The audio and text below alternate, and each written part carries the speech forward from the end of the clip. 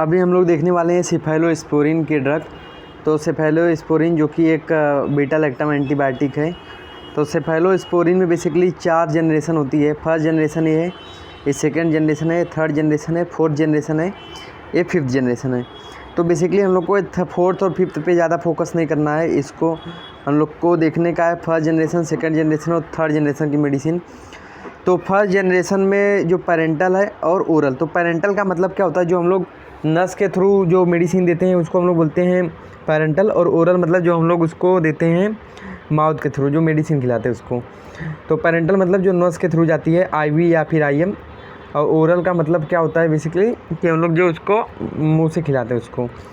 तो first generation जो cephalosporin है बेसिकली वो कौन सी है, पेरेंटल सेफाजोलिन, और ओरल क्या है सिफालेक्सिन एंड सिफाड्रॉक्सिल। तो ये सिफाड्रॉक्सिल बेसिकली आपको याद रखने का है। आप अगर इसमें से एक याद रखना चाहे तो सिफाड्रॉक्सिल याद रखने का, और पेरेंटल आपको याद रखने का है सिफाजोलिन। सेकेंड जनरेशन की एंटीबायोटिक कौन सी है पेरेंटल, वो है सिप्रोक्साइम और सिफोक्सिटिन। तो इसमें आपको दोनों याद रखने का है। और इसमें जो ए है इसमें क्या बोलते हैं ओरल में सिप्रोक्साइम एक्जेटाइल और सेप्रोजिल। तो ये याद रखने का आपको। तो फर्स्ट जनरेशन में पेरेंटल है आपका सिफेक्सिटिन, और उसके बाद ओरल है आपका सिफालेक्सिन एंड सिफाड्रॉक्सिल।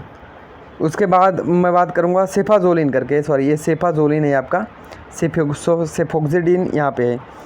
उसके बाद यहाँ पे बात करूँगा पेरेंटल की। तो थर्ड जनरेशन में कौन सी एंटीबायोटिक है, ओरल सिफिक्सिन करके आपको याद रखने का है। अगर एक याद रखें तभी भी चलेगा, सिफिक्सिन करके याद रखने का।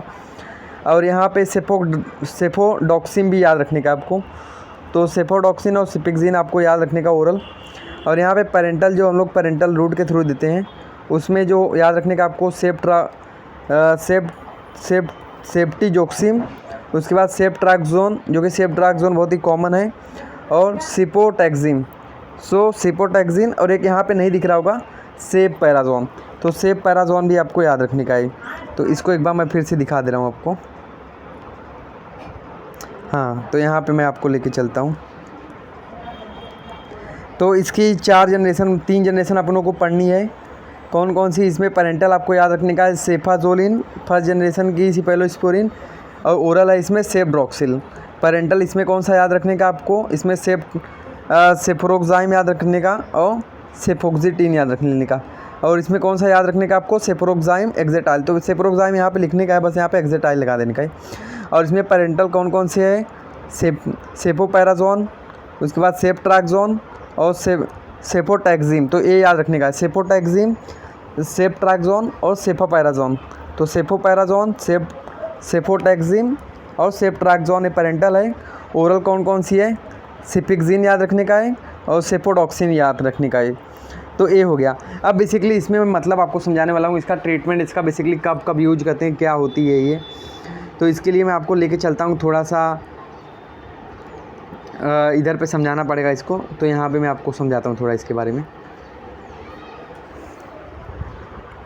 हाँ, तो अभी मैं आपका चालू करता हूँ। तो सबसे पहले इसमें मैं पेज भी ऐड कर देता हूँ। तो इसमें ऐड पेज, चलो, तो थोड़ा टाइम लगेगा पर सीख जाओगे आप। तो सबसे पहले हम लोग सेफेलोस्पोरिन पढ़ रहे हैं, सेफेलोस्पोरिन। तो सेफेलोस्पोरिन बेसिकली इसमें 4 जनरेशन है। फर्स्ट जनरेशन है, उसके बाद सेकेंड जनरेशन, उसके बाद है थर्ड जनरेशन। अभी बेसिकली हम लोग को मेडिसिन कैसे देने का, सपोज कर लेना। अब हम लोग का होता है बेसिकली 3 चीज़।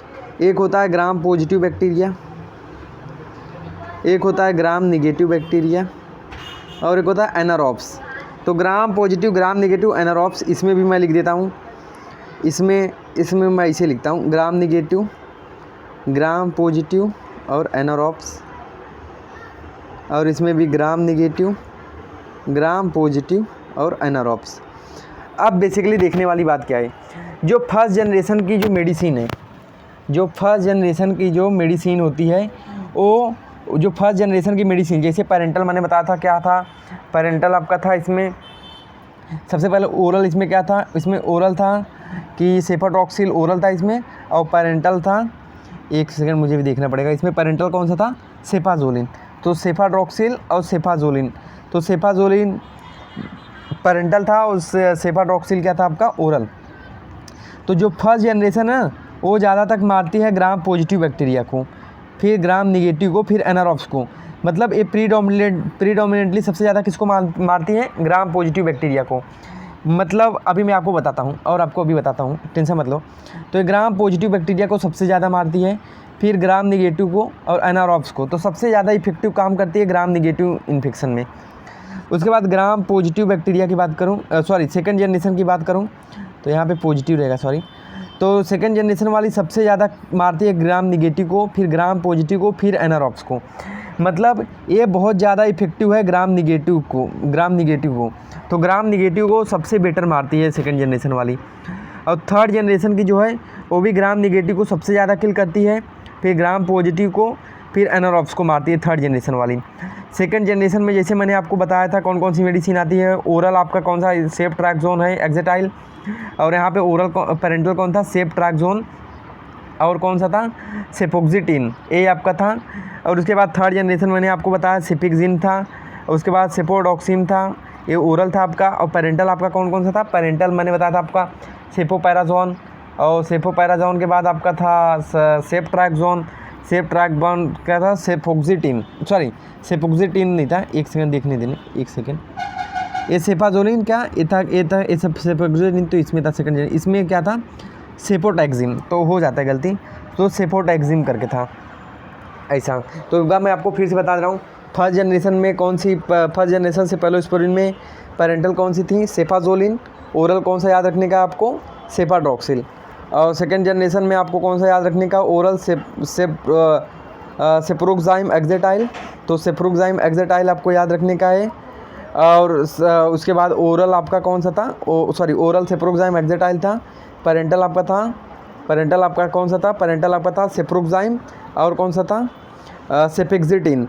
उसके बाद मैंने बताया आपको थर्ड जनरेशन में कौन कौन सी थी पेरेंटल, इसमें कौन कौन सी है? सेफ्ट्रैक्सोन है, सेफापैराजोन है और सेफोटॉक्सिम। और ओरल कौन सा है इसमें? ओरल है सेफिक्सिन और सेफोडॉक्सिम। तो एक बार मैं आपको फिर से दिखा दे रहा हूँ इसको। तो यहाँ पे देखो पेरेंटल कौन सा है? सेफाजोलिन है। ओरल इसमें कौन सा है? सेफोड्रॉक्सिल याद रखने का है। पेरेंटल सेकेंड जनरेशन में सेफोक्साइम है और सेफोक्सिटिन है। ओरल कौन सी है? ओरल है इसमें कौन सी है? सेफ्रोक्साइम एक्जेटाइल है। तो ये याद रखने का सिर्फ। पेरेंटल इसमें थर्ड जनरेशन बात करेंगे सेफ्ट्रैक्सोन है। उसके बाद याद रखने का आपको सेफ्टिजॉक्सिम और सेफोटैक्सिम और सेफोपैराजोन। और ओरल कौन सी है? सेफिक्सिम और सेफोडॉक्सिम प्रोजेक्टाइल। तो ये याद आपको रखने का है। ये हो गया। तो मैंने आपको क्या बताया यहाँ तक? मैंने आपको बताया जो फर्स्ट जनरेशन है वो ग्राम पॉजिटिव को ज़्यादा अच्छे से मारता है, फिर ग्राम निगेटिव, फिर एनारोब। मतलब अगर एक मोटा में मैं आपको बात करूं तो फर्स्ट जनरेशन वाली ग्राम पॉजिटिव इन्फेक्शन में देंगे, सेकेंड और थर्ड जनरेशन वाली किस में देंगे? ग्राम निगेटिव इन्फेक्शन में हम लोग देंगे, तो ज़्यादा अच्छा काम करेगी। तो फर्स्ट जनरेशन वाली को ग्राम पॉजिटिव में देना है इन्फेक्शन में, सेकेंड जनरेशन और थर्ड जनरेशन को हम लोग ग्राम निगेटिव इन्फेक्शन में देने का है।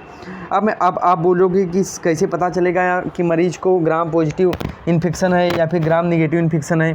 हाँ, ग्राम निगेटिव बैक्टीरिया का इन्फेक्शन है कि ग्राम पॉजिटिव बैक्टीरिया का इन्फेक्शन है, कैसे पता चलेगा? तो इसमें क्या करते हैं, जैसे ये पेशेंट है आपका, ये उसके लेग्स हैं, यहाँ पे अगर उसका डायफ्राम है, यहाँ पे उसका क्या है बेसिकली, सपोज ये पेशेंट है, ये इसके लेग हैं, यहाँ पे इसका डायफ्राम है। तो डायफ्राम के ऊपर जितने भी इन्फेक्शन होते हैं वो कौन से होते हैं? Gram positive.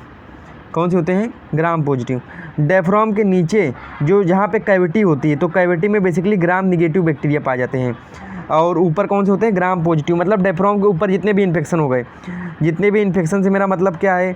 सपोज कान में इन्फेक्शन हो गया, इसके नाक में इन्फेक्शन हो गया, हाँ, इसके मुंह में इन्फेक्शन हो गया है, हाँ, इसके चेस्ट में, इसके यहाँ पे चेस्ट में बैक्टीरियल इन्फेक्शन हो गया है, तो बेसिकली वो ज़्यादा चांसेस है कि वो ग्राम पॉजिटिव बैक्टीरिया है। तो उसके लिए हम लोग को देंगे फर्स्ट जनरेशन एंटीबायोटिक हम लोग देंगे। और यहाँ पे थर्ड जनरेशन पे, और यहाँ पे बात करेंगे नीचे, डायफ्राम के नीचे, तो यहाँ पे जैसे पैर में इन्फेक्शन हो गया, पेट में इन्फेक्शन हो गया, इंटेस्टाइन में बैक्टीरियल इन्फेक्शन हो गया, उसमें हम लेंगे सेकेंड एंड थर्ड जनरेशन की सेफेलोस्पोरिन। तो क्लियर हो गया। तो ये हो गया। जैसे टाइफाइड, तो इसमें हम लोग कौन सी दे सकते हैं टाइफाइड में, सेकेंड या थर्ड जनरेशन की मेडिसिन। पर याद रखने का, सेकेंड जनरेशन से भी अच्छी थर्ड जनरेशन काम करती है ग्राम नेगेटिव पे। तो हम लोग सेफेलोस्पोरिन थर्ड जनरेशन की प्रेफर करेंगे। ये हो गया आपका। देन इसके बाद मैं आपको बता रहा हूँ, अब इसके बाद मैं आपको क्या बताना चाह रहा हूँ, अभी आप समझो, आपको समझना है। इधर पे आते हैं सबसे पहले। तो इधर तक समझ गया।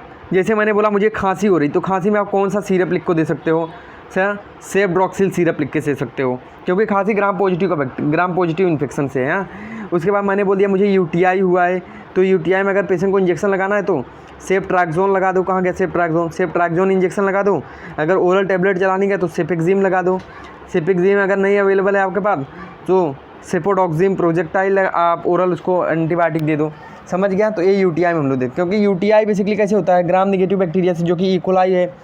तो कुछ ग्राम पॉजिटिव बैक्टीरिया जैसे स्ट्रेप्टोकोकस हो गए, स्टेफाइलोकोकस हो गए, ग्राम नेगेटिव जैसे बैक्टीरिया जैसे क्लिप्जेला हो गया, ई कोलाई हो गया, आपका स्यूडोमोनास हो गया। तो ये सब कौन से आपके ग्राम नेगेटिव हैं। तो बेसिकली जो यूटीआई होता है 90% चांस है वो ई कोलाई बैक्टीरिया से है, जो कि ग्राम नेगेटिव होता है। तो हम लोग इसमें सेफ्ट्राजोन एज ए इंजेक्शन लेंगे या फिर हम लोग सेफिक्सिन देंगे, पर देना एक ही एंटीबायोटिक है, याद रखना। ओवरऑल अगर पेशेंट लेने में सक्षम है तो उसको हम लोग सेफिक्सिन दे देंगे, नहीं लेने में सक्षम है तो उसको हम लोग सेफ्ट्राजोन इंजेक्शन देंगे, या फिर सेफापेराजोन दे सकते हैं, या फिर हम लोग उसको दे सकते हैं कि और अदर थर्ड जनरेशन सेफेलोस्पोरिन की एंटीबायोटिक। समझ गया। अब यहाँ तक समझ गया। अब इसके बाद आगे बढ़ते हैं, हम लोग आगे बढ़ते हैं। तब आगे बढ़ते हैं यहाँ पे हम लोग, सॉरी ये मोनोबैक्टम है, तो मुझे थोड़ा सा आपको पढ़ा देता हूँ इसके बारे में। हाँ, तो इसके बारे में थोड़ा सा आपको मैं डिटेल बता देता हूँ। तो सबसे पहले मैं बात करता हूँ आपका फर्स्ट जनरेशन सेफेलोस्पोरिन की। तो मैं कुछ ज़्यादा पढ़ूंगा नहीं, तो सबसे पहले देख लेना है आप यहाँ पे first generation cephalosporin that is active against the Streptococcus. Streptococcus एक ग्राम पॉजिटिव बैक्टीरिया है आपका बेसिकली। तो स्ट्रेप्टोकोकस के अगेंस्ट इन्फेक्सिव है, एच इन्फ्लुएंजा के अगेंस्ट स्ट्रेप्टो है। उसके बाद एक क्लिप्जेला पे भी काम करता है, तो थोड़ा बहुत एक ग्राम निगेटिव को भी मारते हैं पर उतना इफेक्टिव नहीं है। उसके बाद बेसिकली क्या होते हैं ये, उसके बाद मैं यहाँ पे अगर बताऊँ छोटा छोटा कुछ और बता सकता हूँ, तो यहाँ पे देख सकते हैं, यहाँ पे इसका क्या बोलते हैं, इसका ये सब ये यहाँ पे जो लिखा है इसका डोज लिखा है, कितने हावर्स में देखते हैं वो लिखा है। उसके बाद ये सेफाड्रॉक्सिल आप पढ़ सकते हैं। तो ये अपने को उतना पढ़ने की ज़रूरत नहीं है, जो मेन चीज़ थी मैंने वो बता दिया है, जो मेडिसिन की मेन चीज़ थी वो मैंने बता दिया उसको आपको बेसिकली। हाँ, तो आगे हम लोग नेक्स्ट ड्रग पढ़ेंगे। नेक्स्ट ड्रग हम लोग पढ़ने वाले हैं अभी। तो ये बेसिकली मतलब नहीं पढ़ा के, तो मैं ज़्यादा इसमें अपना टांग नहीं लेना चाहना आप। हाँ, तो अभी हम लोग इसमें पढ़ेंगे मोनोबैक्टम।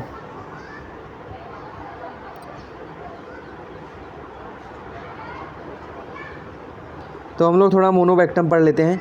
तो मोनोबैक्टम बेसिकली क्या होता है, मोनो का मतलब अभी मैं यहाँ पे लेके चलता हूँ आपको और यहाँ पे बताता हूँ मोनोबैक्टम। तो मोनोबैक्टम बेसिकली, और मैं उसको आपको पढ़ के भी बताऊँगा। मोनोबैक्टम आपको पता है, आप हम लोग ने 4 बेसिकली कितने बीटा लैक्टम एंटीबायोटिक होते हैं, 4 सेफेलोस्पोरिन, पेनिसिलिन, मोनोबैक्टम और कार्बापेन। तो बेसिकली हम लोग कितनी पढ़ चुके हैं अभी तक, सेफेलोस्पोरिन पढ़ लिए हैं, तो अभी हम लोग मोनोबैक्टम पढ़ेंगे। तो मोनो का मतलब क्या होता है, सिंगल। मोनो का मतलब क्या होता है, सिंगल। बैक्टम का मतलब क्या होता है, beta lactam ring, beta lactam ring. तो जिसके बाद सिंगल बीटा लैक्टम रिंग होती है उसको हम लोग क्या बोलते हैं, मोनोबैक्टम। मोनोबैक्टम क्यों मोनो क्यों बोला, क्योंकि सिंगल है, बैक्टम मतलब एक ही बीटा लैक्टम रिंग है। तो जिसके बाद एक ही बीटा लैक्टम रिंग होती है उसको हम लोग बोलते हैं क्या, मोनोबैक्टम। अब मोनोबैक्टम का बेसिकली मैं अभी आगे बात करूँ, तो मोनोबैक्टम का जो मैकेनिज्म ऑफ एक्शन है इसका सिमिलर टू पेनिसिलिन। तो अभी मैंने पेनिसिलिन नहीं पढ़ा है, तो मैं पेनिसिलिन का मैकेनिज्म ऑफ एक्शन आपको बेसिकली मैं आपको थोड़ा सा इसमें बता ही देता हूँ कैसा होता है। तो जो बैक्टीरिया होती है, बैक्टीरिया का बेसिकली ये सेल वाल है। तो बैक्टीरिया का सेल वाल बेसिकली बना होता है पेप्टिडोग्लाइकन के क्रॉस लिंकिंग से। हाँ, अब पेप्टिडोग्लाइकन की लिंकिंग जो कराता है वो कराता है ट्रांसपेप्टाइडेज एंजाइम। ट्रांसपेप्टाइडेज एंजाइम पेप्टिडोग्लाइकन का लिंकिंग कराता है। इससे क्या होता है कि जो ट्रांसपेप्टाइडेज है वो पेप्टिडोग्लाइकन का क्रॉस लिंकिंग कराता है, इससे बैक्टीरिया की सेल वॉल बनती है। तो बैक्टीरिया की सेल वॉल कैसे बनती है? पेप्टिडोग्लाइकन से, जिसकी क्रॉस लिंकिंग किससे होती है? ट्रांसपेप्टाइडेज एंजाइम से। तो अगर ये ट्रांसपेप्टाइडेज को हम लोग इनहिबिट कर दे तो ये पेप्टिडोग्लाइकन की क्रॉस लिंकिंग होएगी नहीं, और क्रॉस लिंकिंग नहीं होगी तो सेल वॉल ख़त्म हो जाएगा और ये बैक्टीरिया ख़त्म। तो बेसिकली हम लोग क्या करते हैं, तो इसी के लिए यही इसका मैकेनिज्म ऑफ एक्शन है, ऐसे काम करता है पेनिसिलिन। तो सिमिलर एक्शन है किसका? मोनोवेक्टम का। तो होप आपको ये समझा होगा। देन इसके बाद मोनोवेक्टम में जो हम लोग एग्जांपल, इसमें एक ही ड्रग ही है बेसिकली अभी तक, जिसका नाम है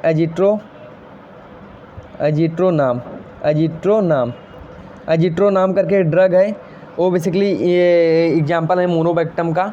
तो ये हो गया। तो उसके बाद मैं आपको मोनोवेक्टम थोड़ा पढ़ के बता देता हूँ। तो monobactam it is a typical beta lactam antibiotic in which other rising missing, hence monovetum act as by binding to the spectrum of the antibiotic is narrow। मतलब नैरो स्पेक्ट्रम एंटीबायोटिक है। तो ब्रॉड स्पेक्ट्रम एंटीबायोटिक और narrow spectrum antibiotic, तो basically ये जो किल करती है वो ग्राम निगेटिव को ही किल करती है मोनोवेक्टम। तो नैरो का मतलब होता है पहले इधर पे थोड़ा बता देता हूँ आपको, मैं आपको थोड़ा बताना चाह रहा हूँ यहाँ पे। तो यहाँ पे स्पेक्ट्रम, एंटीबायोटिक स्पेक्ट्रम का मतलब क्या होता है? अगर नैरो है तो नैरो हो तो मतलब स्पेसिफिक रहेगा, या ग्राम निगेटिव को मारेगा या ग्राम पॉजिटिव को, समझ गया। और अगर कोई इसमें ज़्यादा है, अगर इसका ब्रॉड स्पेक्ट्रम है तो ग्राम निगेटिव, ग्राम पॉजिटिव, पैरासाइट, उसके बाद क्या बोलते हैं एनाराम, सबको मारेगा, तो उसका बोलते हैं ब्रॉड स्पेक्ट्रम एंटीबायोटिक, समझ गया। अब इसके बाद यहाँ पे क्या दिया है? द मेन एजिट्रोनाम, ये ड्रग है, इसमें कौन सा? एजिट्रोनाम। हॉस्पिटल एक्वायर्ड इन्फेक्शन में हम लोग इसका यूज कर सकते हैं। गैस्ट्रोइंटेस्टाइनल में कोई इन्फेक्शन है उसमें यूज कर सकते हैं हम लोग इसका, क्योंकि ये ग्राम निगेटिव इन्फेक्शन को ही किल करता है ये। तो ये बेसिकली हो गया अपना मोनोवेक्टम, समझ गया। ये हो गया। देखो यहाँ पे लिखा है ये ग्राम पॉजिटिव कोकाई को मारता है, बेसिकली किसको मारता है? ग्राम पॉजिटिव बैक्टीरिया को मारता है ये हो गया। इसका मैकेनिज्म ऑफ एक्शन एक किसके जैसा है? अब इसमें हम लोग कब यूज करेंगे? जब पेनिसिलिन से कोई एलर्जिक है तो हम लोग उसमें यूज करेंगे, या सिफेलोस्पोरिन से कोई एलर्जिक है तो हम लोग उसमें, जैसे सिपिक्सिन से कोई एलर्जिक है यूटीआई में, तब हम लोग मोनोवेक्टम दे सकते हैं। एजिट्रोनाम उसमें हम लोग दे सकते हैं। याद रखना ये एजिट्रोनाम इंजेक्शन फॉर्म में ही अवेलेबल है ऐसा करके। देन ये अपना हो गया। अब उसके बाद इसका डोज यहाँ पे दे सकते हैं और इसका ब्रांड नेम हम लोग यहाँ पे देख सकते हैं, समझ गया ये एजिट्रोनाम। अब ये ड्रग हो गया आपका। अब इसके बाद हम लोग नेक्स्ट ड्रग पे मूव करेंगे। नेक्स्ट ड्रग है आपका नेक्स्ट ड्रग मैं बताता हूँ। तो हम लोग यहाँ पे कार्बापेन्स बेसिकली पढ़ने वाले हैं, तो मैं थोड़ा यहाँ पे लेना पड़ेगा मुझे कार्बापेन्स। तब बेसिकली अभी मैं कार्बापेन्स के बारे में आपको बताता हूँ। तो कार्बापेन्स, तो बेसिकली कार्बापेन क्या होता है? एक कार्बापेन से बेसिकली, ये कहाँ गया यहाँ पे? एक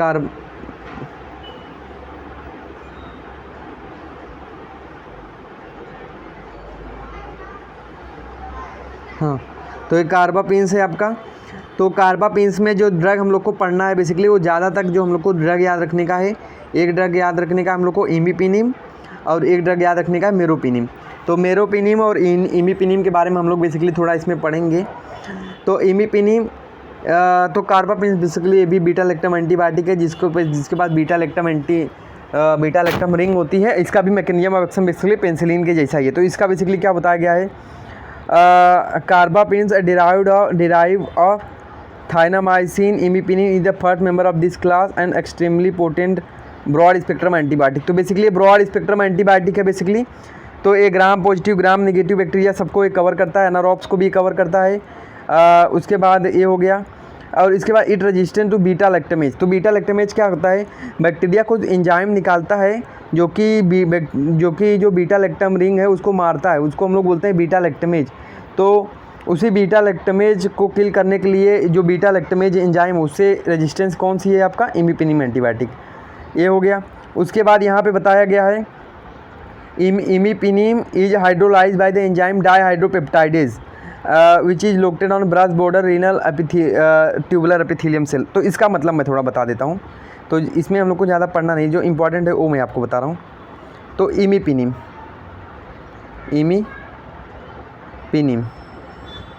इमिपिनिम।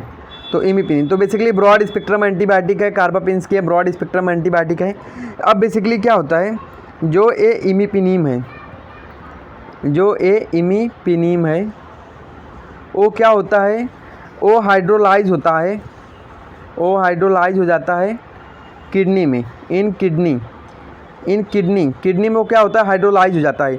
मतलब अगर वो इमिपिनिम हम लोग किसी को दे दिए, अगर हम लोग इमिपिनिम हम लोग दे दिए तो ये क्या हो जाता है, हाइड्रोलाइज हो जाता है। मतलब यूरिन के थ्रू पूरा ये निकल जाता है इमिपिनिम। कोई मतलब ही नहीं होगा ना अगर पूरा ही यूरिन के थ्रू निकल जाए।